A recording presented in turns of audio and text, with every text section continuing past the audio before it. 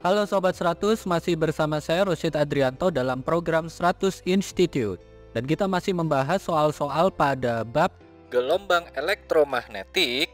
Oke Sobat 100, pada video kali ini kita akan membahas soal yang berkaitan dengan percobaan interferensi celah ganda Young. Simak soalnya baik-baik ya. Jadi di sini diketahui ada suatu sumber cahaya melalui dua celah sempit yang terpisah 0,1 mm. Keterangan berikutnya, jika jarak antara dua celah sempit terhadap layar sejauh 1 meter dan jarak antara garis gelap pertama dengan garis terang pertama adalah 2,2 mm, pertanyaannya panjang gelombang yang digunakan itu berapa nanometer? Oke Sobat 100, sebelum mengerjakannya lihat ilustrasi gambar berikut ini. Jadi katakanlah di sini ada seperangkat alat percobaan interferensi celah ganda Young.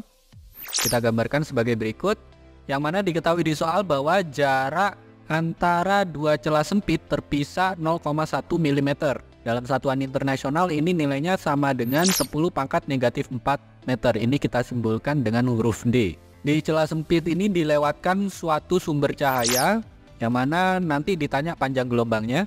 Diketahui di soal jarak celah ke layar itu adalah sejauh 1 meter. Nanti akan terbentuk pola gelap terang di layar. Diketahui bahwa nilai jarak antara garis gelap pertama dengan garis terang pertama itu adalah 2,2 mm. Ini kita simbolkan sebagai delta Y. Nah, angka 2,2 mm ini kalau diubah ke satuan internasional itu sama dengan 2,2 kali 10⁻⁻³ meter. Kemudian ditanya panjang gelombang yang digunakan itu berapa nanometer.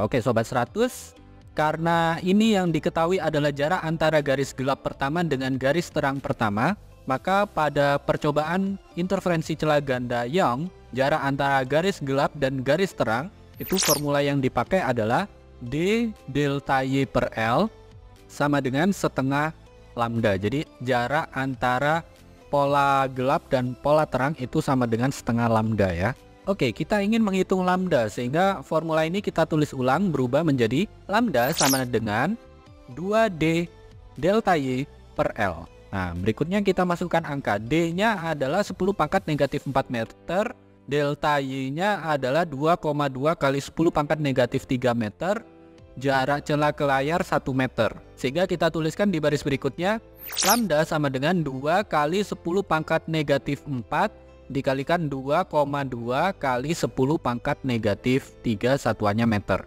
Ini dibagi 1 meter. Oke, karena dibagi dengan angka 1 kita abaikan saja, kita hitung angka yang di atas saja ya. 2 dikali 2,2 hasilnya adalah 4,4. Kemudian 10⁻⁻⁴ dikali 10⁻⁻³ hasilnya adalah 10⁻⁻⁷. Ini satuannya meter ya. Karena D satuannya meter, delta Y satuannya meter, dibagi meter hasilnya sisa dengan satuan meter saja ya.